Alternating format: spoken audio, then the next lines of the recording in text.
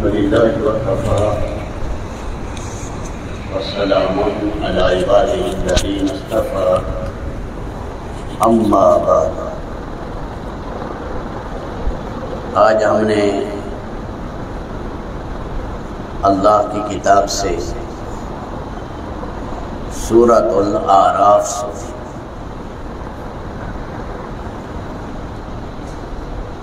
8واں پارہ پچھلا نصف اور 9ویں پارے کے 3 پاؤ۔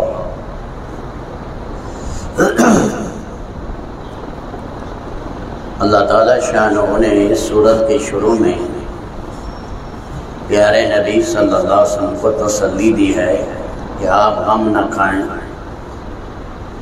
آپ پریشان نہ ہوں، کہ آپ جب احکامات الہیہ پہنچاتے اس میں سرکش لوگ نہ مانتے، ضدی لوگ طرح طرح کی باتیں کرتے، آپ کو اس پر غم ہوتا تھا۔ اللہ تعالیٰ اپنے حبیب صلی اللہ علیہ وسلم کو تسلی دے رہے ہیں، آپ کا کام ہے پیغام الہی پہنچا دینا، منوانا آپ کا کام نہیں ہے۔ کون ہدایت پر آیا نہیں آیا یہ آپ سے نہیں پوچھا جائے گا، آپ سے پوچھا جائے گا پیغام الہی کو کس طرح اور کس اعلیٰ طریقے پر آپ نے پہنچایا۔ ایک چیز یہاں آگے بیان کی گئی، قیامت کے دن اللہ کی بارگاہ میں جب پیش ہوں گے اس دن اعمال کا وزن ہوگا۔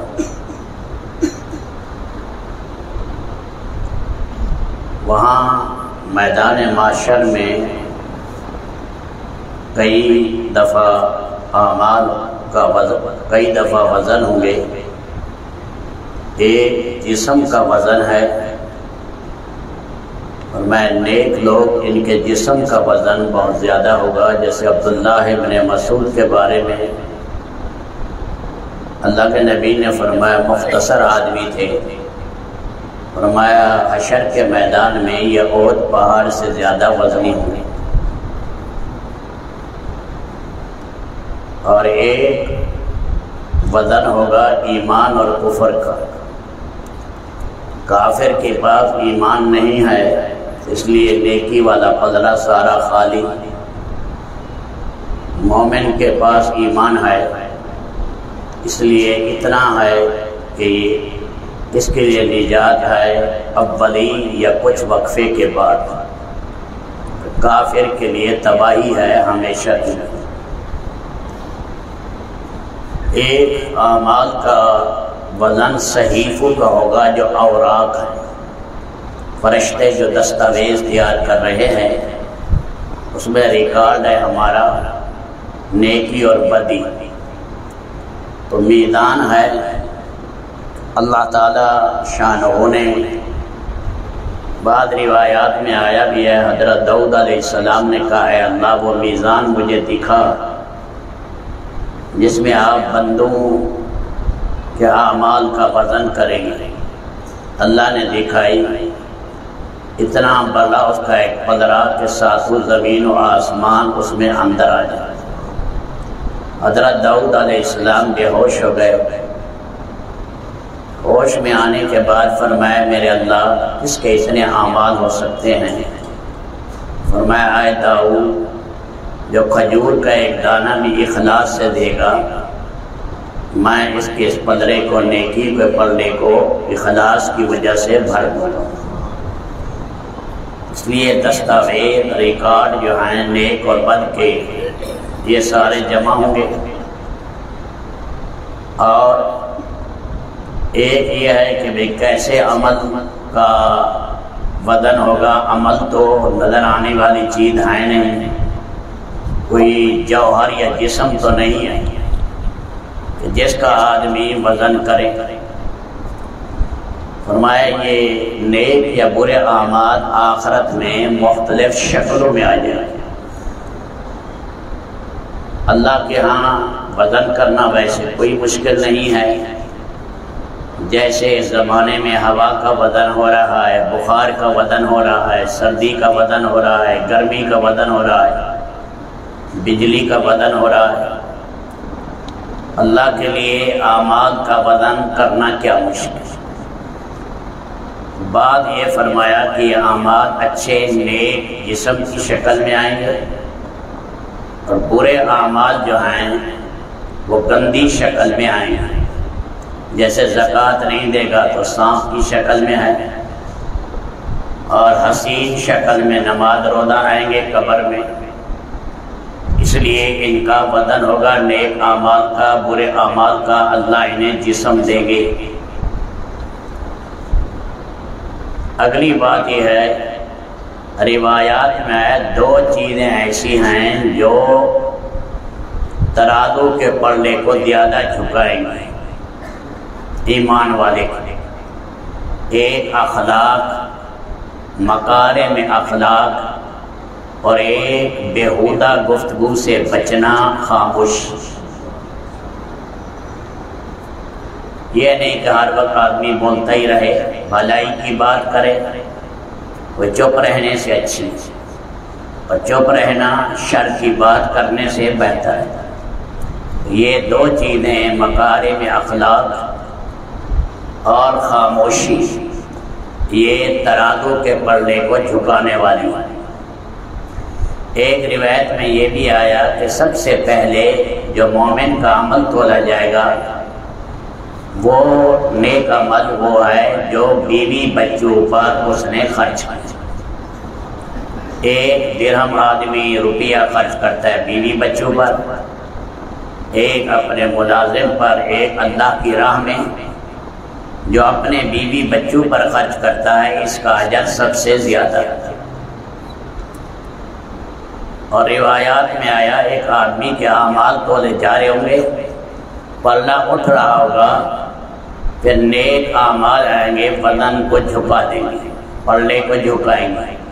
فرمایا یہ تیرا وہ علم الہی ہے جو تو نے اللہ کا پیغام آگے پہنچایا، پھر تیرے شاگرد در شاگرد در شاگرد ہوئے، وہ قرآن حدیث یا ان کا پیغام آگے پہنچاتے رہے، تو یہ ہے وہ چیز جس نے تیرے پلڑے کو پسری کر دیا۔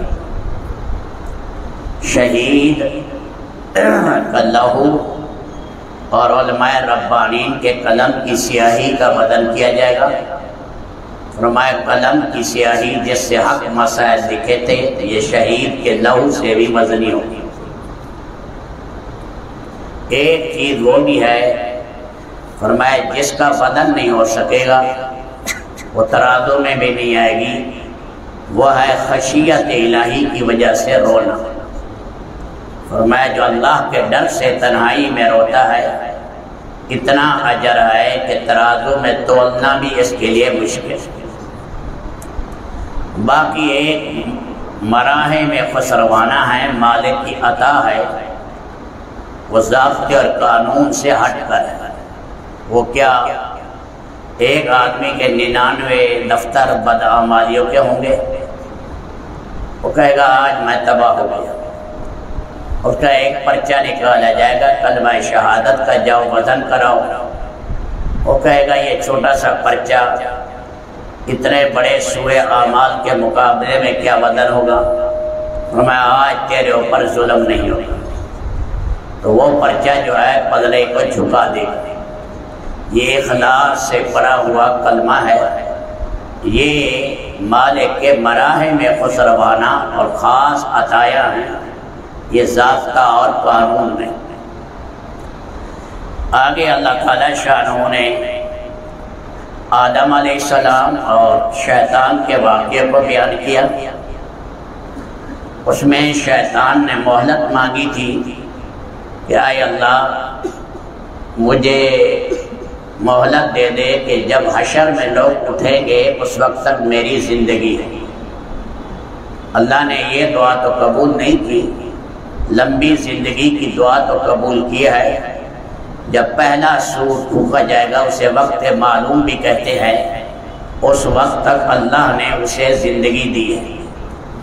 تو اس وقت جب سارے انسانیت کا روح قبض ہوگا موت آئے گی پہاڑوں کو بھی، آسمان کو، زمین کو، سمندروں کو، جنات کو، فرشتوں کو، اس میں ابلیس کی روح بھی قبض کی جائے گی، یہ بھاگے گا، سب سے زیادہ اسے عذاب ہوگا روح کے قبض میں۔ آگے اللہ تعالیٰ شانہ نے فرمایا کہ اس ظالم نے قسمیں کھائی تھی آدم علیہ السلام کے سامنے، اس درخت کا پھل کھا لو، تم فرشتے بن جاؤ گے، اللہ کے مقرب بن جاؤ گے۔ قاسماہما انی لکما من الناصحین۔ تو حضرت آدم علیہ السلام تو اللہ کے قرب کے پیاسے تھے، اس لیے وہ کھایا تو میاں بیوی دونوں کے کپڑے اتر گئے، اور پھر جو ہے وہ درختوں کے پتے چپکانے لگے۔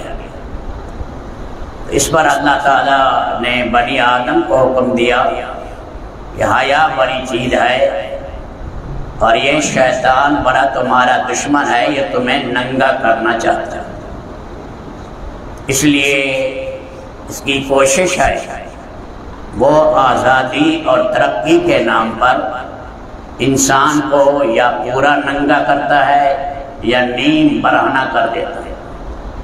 آوازیں لگتی ہیں کہ ہم آزاد ہیں، ہمارا جسم ہے، ہماری مرضی۔ آپ کی مرضی کیسے ہے؟ اللہ نے جسم دیا ہے، مالک کی مرضی چلے گی۔ بے حیائی اور عریانی یہ بڑی مہلک چیز ہے۔ فرمایا جب یہ چیز پیدا ہو جائے تو معاشرے انتہائی گندے ہو جاتے ہیں، اس لیے کہا کہ یہ جو لباس ہے، لباس میں دو چیزیں، ایک ستر چھپانا ہے، دوسرا زینت اختیار کرنا۔ زینت بھی ہے، ستر بھی چھپائے۔ فرمائے نماز میں جب آؤ تو اس کا خاص اہتمام کرو، اچھا لباس، خذوا زینتکم عند کل مسجد۔ سیدنا حسن رضی اللہ تعالیٰ عنہ جب مسجد میں آتے تو اچھا لباس پہن کر آتے، تمیم داری بڑا قیمتی جوڑا پہنتے تھے۔ جس زمانے میں اللہ نے فتوحات دے دی اور مال آیا تو پھر اللہ کے سامنے اچھے لباس کے ساتھ حاضر ہو۔ پاک نبی صلی اللہ علیہ وسلم نے ایک موقع پر 1000 درہم کی چادر بھی پہنی، 1000 درہم کی چادر۔ ایک دفعہ آپ نے وہ چادر بھی پہنی جس کی قیمت 27 اونٹنیوں کے بقدر۔ عادت شریفہ نہیں تھی، لیکن قیامت تک کے لیے بیان جواز کے لیے اللہ کے نبی صلی اللہ علیہ وسلم نے یہ کیا۔ قیامت تک کہ کوئی اچھا کپڑا پہننا چاہے اس میں کوئی حرج نہیں۔ حضرت امام ابو حنیفہ نے 400 دینار کا جوڑا بھی پہنا ہے۔ حضرت عثمان نے اپنی بیوی کو 300 دراہم کا دوپٹہ بھی اڑوایا ہے۔ اسی طرح امام مالک کے لیے ایک تاجر نے کہہ دیا کہ میں روزانہ ایک جوڑا آپ کو دوں گا، اس لیے پہلا جوڑا صدقہ کر دیتے تھے، نیا جوڑا پہنتے تھے، سال میں 365 جوڑے بدلتے۔ فرمائی کہ کون کہتا ہے اللہ نے تمہارے لیے زینت کو حرام کیا؟ شرعی زیبائش، شرعی آسائش حلال طریقے سے ہو، ایسی آرائش زیبائش جو شرعی ہو اس میں کوئی حرج نہیں۔ نماز میں بھی آئیں اچھا لباس ہونا چاہیے۔ گندی ٹوپیاں لے لیتے ہیں، پڑی رہتی ہے ٹوپیاں، گندی ٹوپیاں۔ بھائی خوبصورت بڑھیا ٹوپی لے، ننگے سر نماز نہ پڑھا کرے، ساتھیوں کو روکے، اس لیے کہ اللہ کے نبی صلی اللہ علیہ وسلم ننگے سر نماز نہیں پڑھی۔ فرض نماز تو آپ کی ایک بھی ثابت ہے، ننگے سر نماز پڑھ، گندی ٹوپیاں لینا، کپڑے ایسے ہیں سارے گندے، بدبو آ رہی ہے۔ فرمایا کہ اچھے کپڑے پہنو اور ٹوپی اچھی رکھو سر پر، خواتین کے لیے بھی ہے کہ سر جو فرمایا وہ عورت جو گھر میں سر پر دوپٹہ رکھے اللہ کے فرشتے اس کے لیے دعا کرتے ہیں۔ نیک عورت فرمایا اس کے لیے آسمان کے فرشتے اور فضا کے اندر پرندے، حشرات والارض اور مچھلیاں دعا کرتی ہیں نیک عورت کی، نیک عورت۔ ویسے میں عرض کر رہا ہوں، آپ حضرات سارے بیٹھے ہیں، عورت ایسا سر پر دوپٹہ دے بال نہ جھلکے ورنہ نماز نہیں ہوگی۔ بالوں کا کہیں تھوڑے سے بال بھی اگر چوتھا حصہ بھی ننگے رہ گئے بال نماز نہیں ہوگی، ہاف بالوں سے نماز نہیں ہوتی، کان ننگے رہ گئے نماز نہیں ہوگی، پنڈلی ننگی رہ گئی نماز نہیں ہوگی عورت۔ یہ ذرا خاص خیال رکھنا، اس لیے اس کا ایک ہوتا ہے ستر، ایک ہے حجاب۔ ستر ہمارا ستر ہے ناف سے لے کر گھٹنے تک، عورت کا ستر ہے یہ ہتھیلی مستثنا ہے، چہرہ مستثنا ہے، پاؤں مستثنا ہے، یعنی نماز میں یہ تین چیزیں کھلی رہی، ہتھیلی، چہرہ، پاؤں، باقی جسم عورت کا ستر ہے۔ لیکن باہر جائے گی تو یدنین علیہن من جلابیبہن، فرمایا گھونگھٹ کے ساتھ جائے۔ حضرات صحابہ کرام تابعین خواتین دائیں آنکھ یا بائیں آنکھ جو ہے کھلے رکھتی تھی تاکہ راستہ نظر آئے۔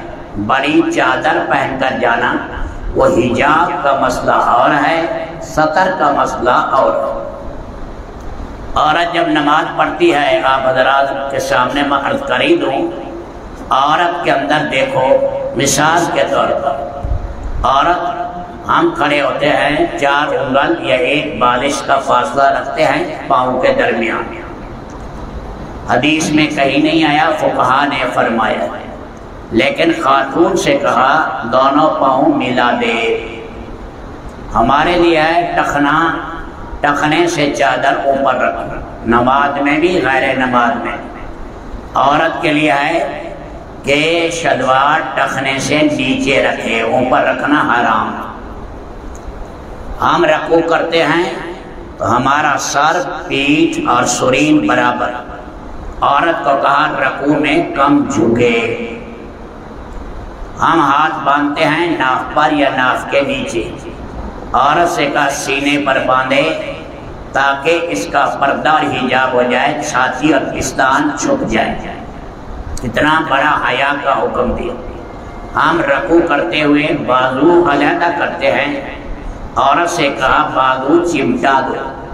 ہم رکوع میں ہاتھ کھلے رکھتے ہیں، عورت سے کہا ہاتھ ملا دو۔ دیکھ لو کتنا فرق ہے۔ 2 عورتیں نماز پڑھ رہی تھی، اللہ کے نبی گزرے، فرمایا جھک کر سجدہ کرو۔ مردوں کی طرح سجدہ کیسے کر رہی؟ یہ امام بخاری کے استاد ہیں ابو بکر بن ابی شیبہ، ان کی کتاب ہے مصنف ابن ابی شیبہ، اور امام بخاری کے دادا استاد ہیں عبد الرزاق، ان کی کتاب ہے مصنف عبد الرزاق۔ ان میں ساری احادیث ہیں جہاں عورتوں کے احکامات اور نماز کے احکامات ہیں۔ رب العالمین ہماری بہن بیٹیوں میں بھی اللہ حیا پیدا کرے۔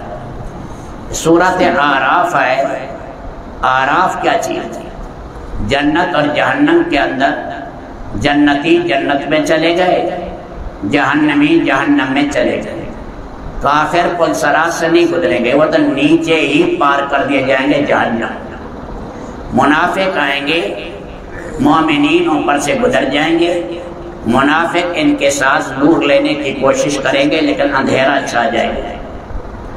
یہ جب جو ہیں جنتی جنت میں ہوں گے، جہنمی جہنم میں، نگاہیں کر دی جائیں گی تیز، خراب حمیل کا فاصلے کی چیزیں بھی نظر آئیں گی۔ درمیان میں کچھ لوگ بلند جگہ پر رکھے جائیں گے، انہیں کہتے ہیں اعراف والے۔ یہ وہ لوگ ہیں مسلمان، جہنم سے نکل آئے، لیکن آگے فرمایا کہ ان کی نیکیاں اور بدیاں برابر، ایمان ہے لیکن نیکیاں اور بدیاں برابر، اس لیے بیچارے پھنس گئے۔ انہیں ایک مدت تک آراف میں رکھا جائے گا، دونوں منظر دیکھیں گے، اہل جنت کا بھی اہل جہنم کا۔ جنتیوں کو دیکھیں گے تو کہیں گے اے اللہ ہم بھی اسی کی تمنا کرتے ہیں، بڑے مبارک لوگ ہیں، ہمیں بھی داخل کر دیں۔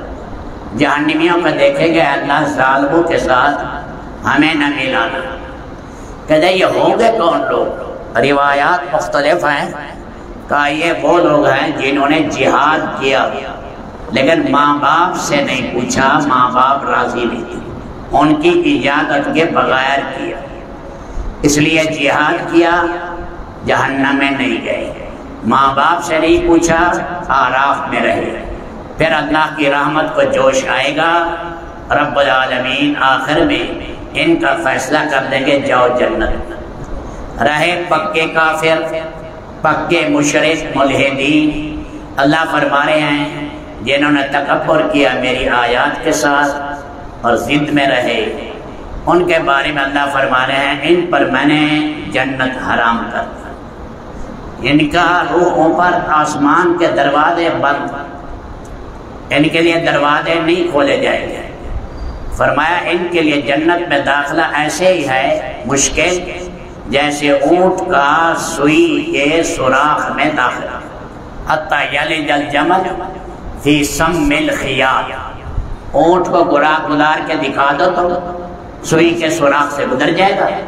جیسے یہ ناممکنات میں ہے ایسے ہی کافر کا جنت میں جانا ناممکنات میں ہے۔ یہ کھیل نہیں ہے، یہ نبیوں کا آنا تماشا نہیں ہے، یہ اتنے نبیوں نے دکھ اٹھائے، اتنے شہید کیے گئے، بنی اسرائیل نے 400 نبیوں کو شہید کیا، اتنا اللہ نے نظام بنایا، نیکوں پر اتنے امتحان آئے، آگے سارا کھاتا ہی اللہ صاف کر دے تو نعوذ باللہ پھر تو بیکار نظام۔ اس لیے یہ اٹل باتیں ہیں، قرآن سے زیادہ سچی باتیں اور کون سی ہو سکتی ہیں۔ تو آراف کا اللہ تعالیٰ نے ذکر کیا۔ آگے رب العالمین نے حضرت نوح علیہ السلام کا مختصر تذکرہ کیا، اور یہ اللہ کے اولو العزم نبی ہیں، 950 سال صرف تبلیغ کا وقت، عمر زیادہ ہے، وہ قوم میں کوئی 200 سال، کوئی 300 سال، کوئی 400 سال کا تھا۔ اللہ کی شان 950 سال میں حدیث میں آتا ہے نہ دانت گرا نہ داڑھی کا ایک بال سفید ہے، اور بڑی اللہ نے اس نبی میں بڑی قوت رکھی تھی، اور صاحب شریعت پہلے نبی ہیں جو کافروں کی طرح مبعوث ہوئے، اور 80 یا 82 آدمی مسلمان ہوئے، 40 مرد 40 عورتیں، انہیں کشتی میں سوار کیا، اور یہ سارا عراق کا علاقہ اور اس قسم کے علاقے سارے پہاڑوں میں یہ قوم بھری ہوئی تھی۔ باقی ایسا طوفان آیا، ان علاقوں میں جتنے پہاڑ تھے وہ نیچے رہ گئے، پانی اوپر چلا گیا۔ اللہ نے ایمان والوں کو بچایا۔ 80-82 میں پھر ان کے 3 بیٹے تھے، سام، حام، یافس، اللہ نے ان 3 سے پھر آگے اولاد چلائی، اس لیے انہیں کہتے ہیں آدم ثانی۔ آگے رب العالمین نے حضرت ہود علیہ السلام کا ذکر کیا، بڑے باہمت نبی ہیں، بعض روایات میں ہے 400 سال انہوں نے محنت کی، اور قوم بڑی ہیکل قسم کی تھی، بڑی قداور، ایک بالش جو ان کے دانت تھے، اور 10 ہاتھ کے جبڑے تھے، 20 30 فٹ کے بڑے بڑے لمبے انسان تھے، اور حضرت ہود علیہ السلام نے ان پر ایک مدت تک محنت کی، اور بہت تھوڑے ایمان لائے۔ پھر 3 سال کا قحط آیا، قحط اتنا آیا مردار کھانے لگ گئے۔ پھر اس کے بعد بادل آیا، یہ بادل کے نیچے چلے گئے، جیسے ٹائر پھٹتا ہے ایسے بادل پھٹا، اسے ہوا نکلی تیز، 8 دن 7 راتیں وہ ہوا چلی، اکھاڑ اکھاڑ کر مارا، بڑے لمبے لمبے قد تھے کھجور کے تنوں کی طرح، ٹکرا ٹکرا کر اللہ نے مارا۔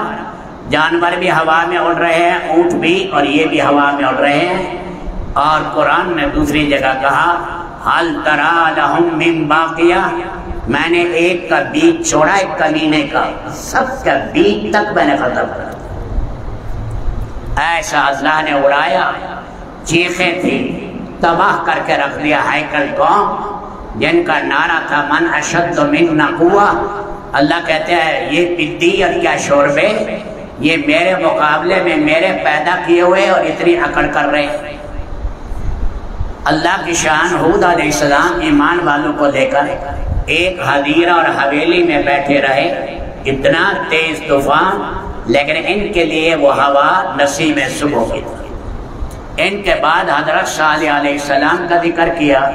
یہ قوم سمود ہے، اسے عاد اولا کہتے ہیں، اسے عاد ثانی کہتے ہیں، ارم کی اولاد ہے۔ اور یہ جو تبوک کا علاقہ ہے سارے علاقے میں تھی۔ حضرت صالح علیہ السلام 1700 بستیوں میں مبعوث ہوئے، شہر بڑے شہر، اور پھر اللہ نے معجزہ دکھایا۔ قوم نے مطالبہ کیا تھا، پہاڑ سے اونٹنی نکلی، کاتبہ پہاڑ سے، حیرت انگیز اونٹنی آئی، حیرت انگیز بچہ آ کر جنا، اور فرمایا اس میں کچھ لوگ مجدہ ابن عمر اور اس کے ساتھی یہ 5000 کے قریب ایمان لائے، اور باقی جو ہیں جو ہجر شہر تھا دارالخلافہ، وہاں پر یہ اونٹنی تھی، لہا شرب ولکم شرب، ایک دن وہ اونٹنی پانی پیے گی، ایک دن تم، اتنا دودھ کے سارا شہر پیے، حیرت انگیز اونٹنی۔ لیکن ان کمینوں نے 2 کمینی عورتیں تھیں، انہوں نے اپنے آپ کو پیش کیا کہ ہمارے ساتھ جو بدکاری کرے ہم تیار ہیں، ہماری بیٹیاں بھی تیار ہیں، یہ کہ تم صالح کی اونٹنی کو شہید کرو۔ تو ایک شخص مصدع تھا اور ایک قزار ابن سالف تھے، تیر مارا، اور دوسرے نے اونٹ کی جو پچھلی جو ہے ٹخنوں کے ساتھ رگے ہیں کونچے وہ کاٹی، 9 آدمیوں نے ٹکڑے کیے اس اونٹنی کے، اور انہوں نے فرمایا صالح علیہ السلام نے 3 دن کی مہلت ہے، توبہ کر، پہلے دن تمہارے چہرے زرد ہوں گے، اگلے دن سرخ، پہلے سرخ ہوں گے یا زرد ہوں گے، اور دوسرے دن سرخ ہوں گے، تیسرے دن سیاہ ہوں گے۔ جب انہوں نے یہ دیکھا واقعی ایسا ہو رہا ہے تو صالح علیہ السلام اپنے گھر میں نماز پڑھ رہے تھے، حملہ کیا رات کے وقت، صالح علیہ السلام کو بھی شہید کرے۔ اللہ کے فرشتوں نے مارا پر، ان کے بھیجے نکال دیے، پھر اللہ نے عذاب بھیجا۔ 2 عذاب ہے اس قوم پر، ایک چیخ اور ایک زلزلہ، صیحہ زلزلہ، زمین پھٹی اندر نگل گئی، فرشتے نے چیخ ماری، سارے مدائن صالح میں آج جاؤ، اردن کے آگے سعودی عرب میں وہ کبھی تک مکانات کھڑے ہیں، اللہ کے نبی نے فرمایا یہاں سے گزرتے ہوئے روتے ہوئے گزرو۔ انہوں نے آج کل وہاں جشن بنا رہے ہیں اور شہر بنا رہے ہیں، کمینے وہاں یہ کر رہے ہیں، حالانکہ وہاں حکم آئے ان آثار قدیمہ سے جب گزرو تو تباہ شدہ قوموں کے حالات سن کر رویا کرو۔ آگے اللہ نے قوم لوط علیہ السلام کا واقعہ بیان کیا۔ حضرت لوط علیہ السلام یہ اردن کے اندر صدوم ایک جگہ ہے، اور اس کے ساتھ سبیہم ہے، ادما ہے، اور اسی طرح جو ہے بالغ ہے، سواغر ہے، 6 شہر تھے، ان میں یہ قوم رہتی تھی، جنس پرستی کے اندر مرض میں تھی، سوائے حضرت صالح علیہ السلام اس کی بیٹیوں کے کوئی ایمان والا نہیں تھا۔ پھر اللہ کا عذاب آیا، عذاب سب سے زیادہ سخت آیا۔ ایک، اللہ نے اس قوم کو اندھا کیا، دوسرا فرشتے نے پر مارا، آسمان تک اٹھا گیا سارے 6 شہروں کو، جبریل علیہ السلام، تیسرا وہاں سے الٹا کیا۔ دوسری جگہ قرآن میں فرمایا ہم نے پتھر بھیجے، حجارۃ من سجیل، کھم کر کے، منظور، تاہ بتائے، مسومہ، ہر ایک کے نام پتھر الاٹ تھا، ہر ایک کے نام، یہ 12، اور اللہ نے انہیں تباہ کیا رب العالمین نے۔ اس کے ساتھ چیخیں بھی تھی، قوم اندھی کر دی گئی، پتھرا ہوا، ساحل سمندر سے 5000 فٹ نیچے یہ ڈیڈ سی ہے، بحر میت، جہاں آج مچھلی اور مینڈک بھی زندہ نہیں رہ سکتے، وہ عبرت کے لیے اللہ نے باقی رکھا ہے۔ آگے رب العالمین نے قوم شعیب علیہ السلام کا مختصر واقعہ بیان کیا۔ ابراہیم علیہ السلام کا ایک بیٹا مدین بھی تھا، ایک قوم بھی ہے مدین اور شہر بھی تھا، تجارت کی منڈیاں تھیں اور یہ بڑا مرکزی شہر تھا، لیکن دراہم اور دینار ہوتے تھے سکے، اسے جب دینے کا موقع آتا کاٹ کاٹ کر دیتے، چھوٹا کر دیا، لینے کا زیادہ لینا۔ راستے میں اپنے آدمی بٹھا لیے کہ یہاں سے گاہک آ رہا ہے، سامان لے کر لوٹنا ہے تمہیں، راستے میں ڈاکو بٹھانا، ادھر تولنے میں غلط تولنا، ڈنڈیاں مارنا، ناجائز تجارت کرنا، یہ کام تھا۔ حضرت شعیب علیہ السلام نے بڑی اس قوم پر محنت کی، انہیں شرک سے بھی روکا اور معاملات کی صحت پر زور دیا کہ معاملات دیانتداری سے کرو۔ آخر اللہ کا عذاب آیا، بادل آ گئے، قوم پریشان ہوئی، گرمی لگی، نیچے آ گئی، جتنی قوم تھی 20,000 30,000 لاکھ 2 لاکھ قوم آئی نیچے، آپ اوپر سے اللہ کا امر آیا، انگارے برسے، اللہ نے بھون ڈالا اور 7 فرشتوں کی چیخیں آئیں تو رب العالمین نے اس قوم کو ختم کیا۔ یہ امت محمدیہ کو یہ چیزیں سنائی جا رہی ہیں، وہ تو دنیا سے چلے گئے، اے امت محمدیہ تم ان گناہوں میں مبتلا نہ ہونا، کہیں تمہارے اوپر یہ عذاب نہ آ جائے۔ آگے سیدنا موسیٰ علیہ السلام کا قصہ، اللہ کے کلیم ہیں، بڑے کھول کر اللہ ان کی بات کرتے ہیں، بڑے جابر ظالم سے مقابلہ تھا جس نے الوہیت کا دعویٰ کر دیا تھا اور بنی اسرائیل پر 400 سال سے ظلم ہو رہے تھے، اور ہم نے ارادہ کیا ایک عظیم و شان نبی بھیجا جو قوم مشرق مغرب میں ذلت کے گڑھے میں تھی، اسے ہم بلندیوں پر لے جانا چاہتے تھے۔ یہ نبی آئے اور اپنی قوم کو انہوں نے دعوت دی، فرمایا باہر فرعون نماز نہیں پڑھنے دیتا، اپنے گھروں کو قبلہ بناؤ اور صبر کرو، آزمائشیں ہیں، پہلے بھی تمہارے نارینہ اولادیں قتل ہوتی رہی ہیں اور انہوں نے بکرے اور مرغیوں کی طرح ذبح کیا ہے۔ پھر فرعون کے سامنے گئے، دعوت دی، اس نے کہا کوئی نشانی دکھاؤ، تو یوں ہاتھ کیا اور یوں ہاتھ سورج کی طرح چمکا، لاٹھی ڈالی تو بہت بڑا اژدہا بنا، روایات میں آتا ہے زمین سے 70 ہاتھ اوپر اٹھا اور یہ بھاگا اور معافی مانگنے لگا کہ آپ اسے قابو کریں، ہم ایمان لاتے ہیں۔ جب ذرا حالات اچھے ہوئے کہنے لگا یہ تو بڑا جادوگر ہے نعوذ باللہ، تو جادوگر کٹھے کیے، 3 لاکھ سے لے کر 900 سے لے کر 3 لاکھ کے قریب جادوگر آئے، اور اس کے ساتھ مقابلے میں ایک بڑے میدان میں رسیاں ڈالی، لاٹھیاں ڈالی، لوگوں کو دیکھنے میں وہ سانپ نظر آتے تھے۔ اللہ نے فرمایا موسیٰ ڈرو نہیں، اب آپ بھی لاٹھی ڈالیں، یہ سارا جو ہے ان کا یہ بنا بنایا کھیل سب ختم ہو جائے گا۔ اللہ نے ایسی لاٹھی کہ وہ سارے لاکھوں کی تعداد میں حرم کر دی۔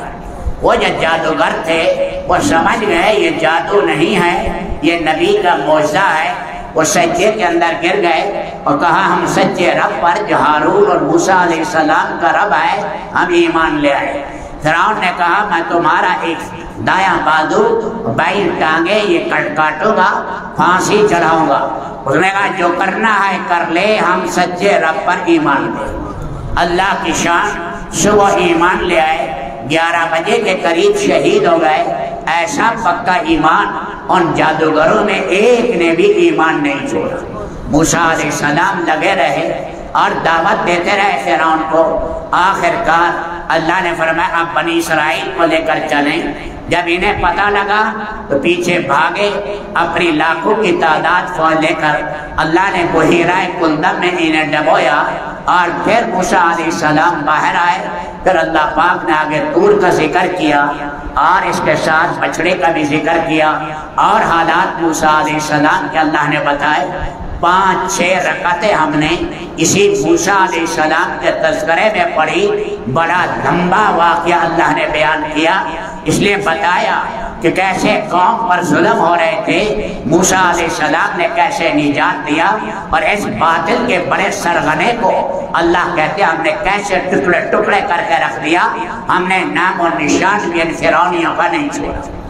امت محمدیہ کو سمجھایا اللہ کو چمٹ جاؤ، اللہ تمہیں عزت دے گا، جیسے انہیں عزت دی بعد میں بنی اسرائیل نے حضرت موسیٰ علیہ السلام ہارون علیہ السلام کے بعد اللہ کی نافرمانیوں میں آئی، اللہ نے فرمایا قیامت تک تمہارے لیے ذلت طے ہے، یہ اسرائیلیوں تمہارے لیے ذلت طے ہے، تم نے نبیوں کو آگے چل کے شہید کیا اور تم اللہ کی کتاب میں تحریف کی اور اسی طرح اور حرکتیں کرتے رہے، سود بہت کھانے لگ گئے، حرام اور رشوت ان میں بڑی چلی تو اللہ کی لعنت در لعنت آئی، یہ ملعون قوم ہے۔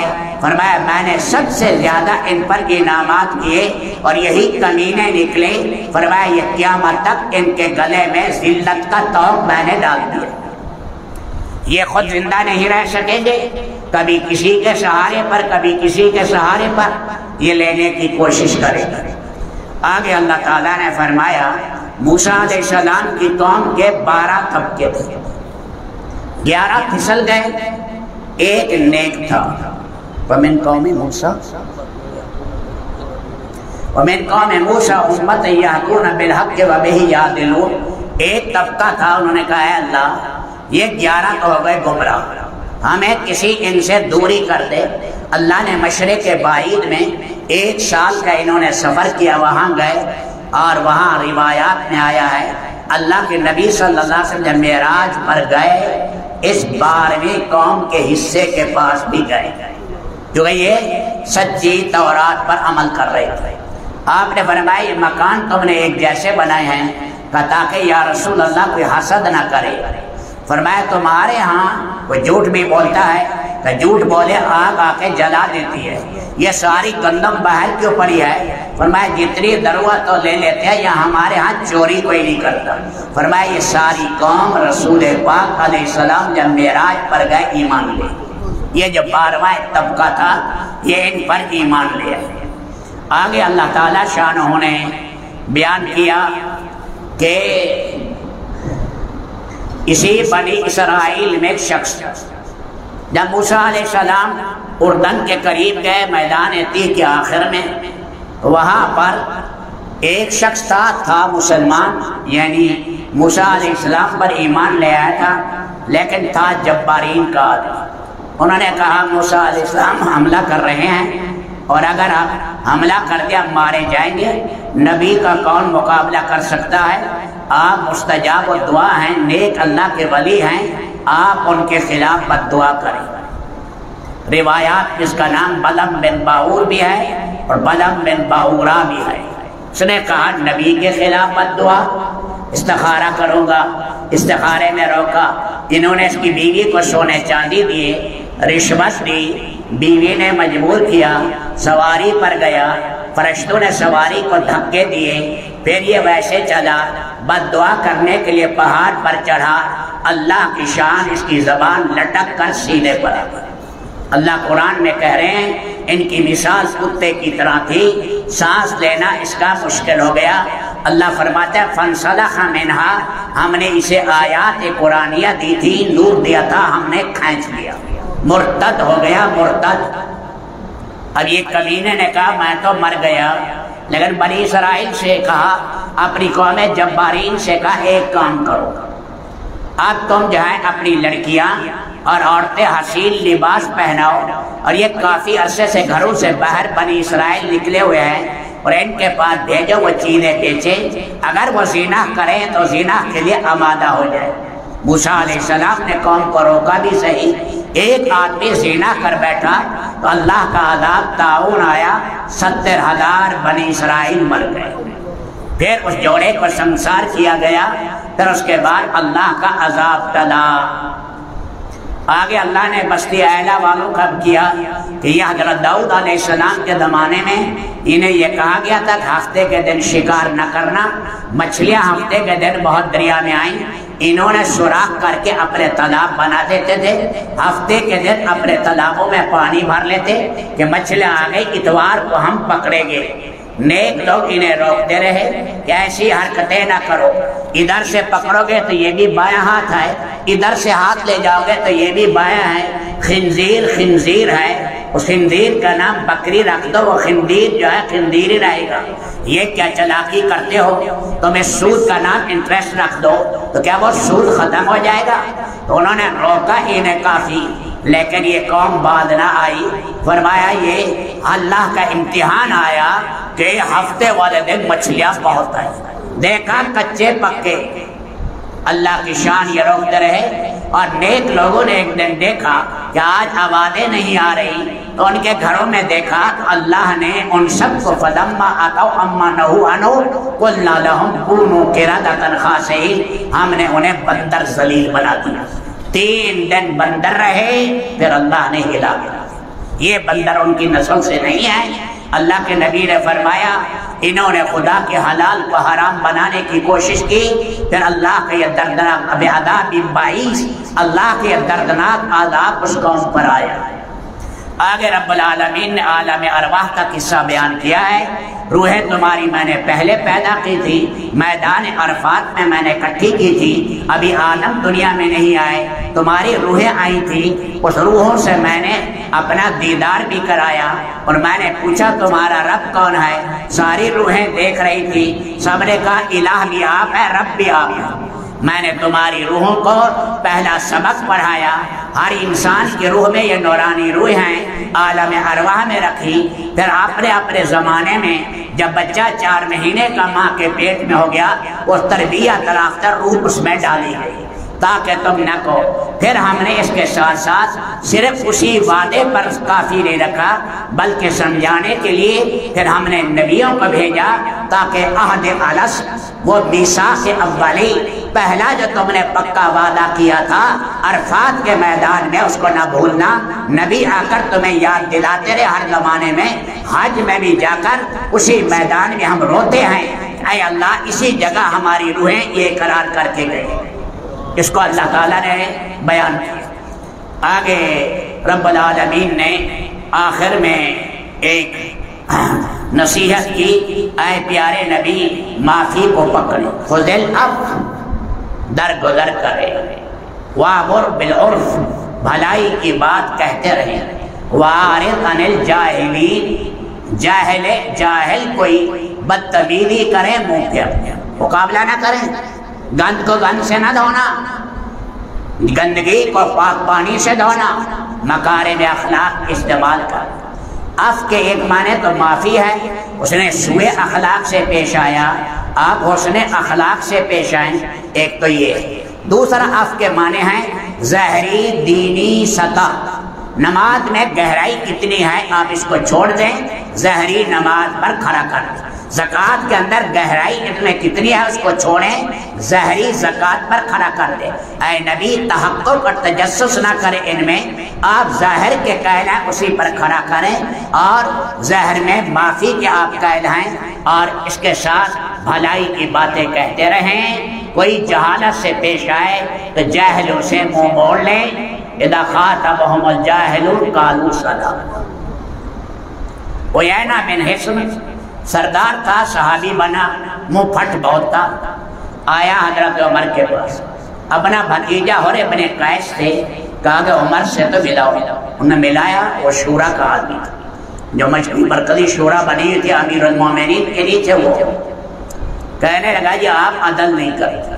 حضرت عمر کو بڑا غصہ آیا کہ میں عدل نہیں کرتا، ذرا آپ جب غصے ہوئے تو بھتیجا ان کا بولا حر بن قیس، یا عمر خذ العفو وامر بالعرف واعرض عن الجاہلین۔ بس عمر وہی غصے کو پی، کان وقافا عند کتاب اللہ، اللہ کا قرآن سنا بس غصہ سب ختم۔ آگے اللہ تعالیٰ نے فرمایا کہ شیطان آتا ہے بعد دفعہ متقی لوگوں کے پاس بھی آئے گا، نیک آدمی کے پاس بھی آئے گا، اور اسے گمراہ کرنے کے نیک آدمی کو بھی گندے خیالات آتے ہیں تو شیطان آتا ہے، لیکن جب انہیں گناہ کا چونکا دیتا ہے تو وہ گناہ کی طرف چلتے ہیں، یکدم دل کی آنکھ وہ کھل جاتی ہے اور وہ انہیں گناہ سے روک۔ اذا مسهم طائف من الشیطان تذکروا مبصرون، ان کے دل کی آنکھیں اللہ کھول دیتے۔ اسی پر واقعہ ہے ایک نوجوان بڑا عابد تھا، حضرت عمر کو اس کی نماز بڑی پسند. ایک دفعہ رات کو نماز دیر کر پڑھ کے آیا، پھر عورت فریفتہ تھی اس پر. اس دن بلایا وہ چلا گیا. آگے گیا دروازے کے آگے یہی قرآن کی آیت ہے، ان الذین اتقوا اذا مسهم طائف من الشیطان تذکروا فاذا هم مبصرون. یہی آیت سامنے آئی تو وہی گر گیا اسی عورت کے گھر. عورت نے اپنی باندھی کو کہا یہ تو ہمارے ذمے لگتا ہے، اس کو پکڑو. پکڑ کر اٹھایا، جہاں اس کا گھر تھا وہاں دروازے پر ڈال کے آ گیا. تو پتہ لگ گیا گھر والوں کو، وہ اٹھا کر لے گئے. ہوش آیا، ابے نے پوچھا کیا ہوا بیٹا؟ کہا ابا جان چھوڑو، ایک قرآن گناہ کی طرف گیا تھا، قرآن کی ایک آیت سامنے آئی. فرمایا کون سی؟ تیری اسی آیت کو پڑھا، اسی میں فوت ہوا. کوئی نوجوان فوت ہوا. اس زمانے میں جنازے سیاسی نہیں ہوتے تھے، جنازے جلدی پڑھتے تھے. رات کو جنازہ پڑھ دیا گیا، دفن کر دیا گیا. اگلے دن عمر ابن خطاب کو پتہ لگا تو قبر پر گئے. حضرت عمر نے کہا وَلِمَنْ خَافَ مَقَامَ رَبِّهِ جَنَّتَانِ، جو اللہ سے ڈرے گا اللہ اسے 2 جنتیں دیں گے، بڑی جنت چھوٹی جنت. یہ اللہ نے سورۃ الرحمن میں 2 جنتیں بیان کی، یہ 2 جنتیں دیں گے. قبر سے آواز آئی اے عمر اللہ نے مجھے 2 جنتیں دے دی. 2 جنت. آگے اللہ نے فرمایا اللہ کا اسماء حسنی ہے، ان کے واسطے سے تو جو ہے سوال کرتے ہو اور اللہ کے ناموں کو بگاڑ کرنا پڑا کرو. عبد الرحمن کو رحمانہ کہنا، عبداللہ کو عبداللہ کہہ دینا، عبد الرضا کو رزاقہ کہہ دینا. فرمایا ایسے اللہ کے اسماء حسنی ہیں، یہ پورے نام لینے چاہیے. اور اللہ کے اسماء ہیں توقیفی ہیں، جو اللہ نے بتایا. جیسے اللہ کا نام رب العالمین کا نام شافی ہے، شافی ہے طبیب نہیں رکھ سکتے. اللہ کا نام کریم ہے، سخی نہیں رکھ سکتے. اپنی طرف سے نام مت رکھو، جو اللہ کے نبی نے نام بتائے ہیں بس اسی ناموں پر اکتفا کرو. تو اللہ کے ناموں میں کجروی اختیار نہ کرو. پیچھے بھی کہا، یہاں بھی کہا ہے، پچھلے 8ویں پارے میں بھی یہاں بھی کہا. اللہ کو جب پکارو تو 2 لفظ کہے، تضرعا و خفیہ، تضرعا و خیفہ. اللہ کے سامنے گڑ گڑاؤ، چپکے چپکے، چپکے چپکے، ایک معنی یہ ہے. اور خیفہ اللہ کے سامنے گڑ گڑاؤ، مالک کی روب سے ڈر جاؤ، ڈر جاؤ، یہ کرو. حضرت رسول پاک علیہ السلام تہجد کے ٹائم نکلے تو ابو بکر کے گھر سے پاس گئے. آواز بہت نہیں ہے کہ دھیمی آواز سے قرآن تہجد میں پڑھنا چاہیے. عمر کے ہاں سے گزرے، آواز اونچی تھی. صبح پوچھا اے ابو بکر تہجد میں قرآن کیسے پڑھتے ہو؟ فرمایا آہستہ، جو جس ذات کو سنانے آئے وہ چپکے سے سن لیتا ہے. فرمایا تھوڑا سا اونچی کرو، تھوڑی سی آواز اونچی کرو تہجد. وہاں اور تو کوئی ہوتا نہیں، ذرا اونچی کرو. عمر سے کہا اتنی اونچی کیوں کر رہے تھے؟ فرمایا تاکہ سونے والے بیدار ہو جائے اور شیطان بھاگ جائے. فرمایا ذرا نیچی کرو، ذرا نیچی کرو. اس لیے کہا درمیانی آواز چپکے سے جب پڑھ رہے ہو بشرط کہ ارد گرد آدمی نہ ہو تو درمیانی آواز رکھو. ارد گرد اگر آدمی ہیں تو پھر اپنے کان تک جائے، ان تک آواز نہ جائے، ان تک آواز نہیں جانی چاہیے. آگے فرمایا جو اللہ کے فرشتے ہیں نہ تکبر کرتے ہیں اور نہ ہی جو ہے ان کے اندر اکڑ ہے. وہ اللہ پاک کے سامنے سر نگو رہتے ہیں. اللہ کے بھلے بندے اللہ کے سامنے سجدہ ریز ہوتے ہیں، تسبیح اور تحمید کرتے ہیں. اس کو سجدہ تلاوت کہتے ہیں. قرآن کریم میں 14 سجدے ہیں. آج ہم نے پہلا سجدہ کیا. اس کا طریقہ نماز میں پڑھا ہے تو نماز میں تو آپ نے دیکھ لیا. قرآن پڑھ رہے ہو، قرآن ایک طرف رکھ دے، نشانی لگا دے. کھڑے ہو کر اللہ اکبر کہہ کر ہاتھ اٹھائے بغیر سجدے میں چلے جائیں. جتنی مرضی آئے تسبیح پڑھے، اور دعائیں بھی بہت آئی ہیں اس کے ساتھ، وہ بھی پڑھ سکتا ہے. اور یا بیٹھے بیٹھے سجدے میں جائے اور پھر 2 دفعہ 4 دفعہ 10 دفعہ 50 دفعہ تسبیح پڑھے، پھر سر اٹھا لے. سلام نہیں ہے، ہاتھ اٹھانا نہیں ہے. یہ سجدہ تلاوت ہے، لازمی ہے، آدمی پر واجب ہے. فرمایا جب انسان سجدہ کرتا ہے شیطان کہتا ہے آدم کے بیٹے کو سجدے کا حکم ہوا، اس نے سجدہ کیا، جنت میں ٹھکانہ بنایا. مجھ کمینے کو حکم ہوا، میں اکڑ گیا، میرا ٹھکانہ جہنم بنا. اللہ اپنے احکامات پر چلنے والا بنائے، نبی صلی اللہ علیہ وسلم کی مبارک زندگی عطا کرے۔ اللہم صلی علی سیدنا محمد وعلی آل سیدنا محمد وبارک وسلم۔ اللہم انت احق من ذکر احق من عبد وانصر من ابتغی وعرف من ملک واجود من سئل واوسع من آتا۔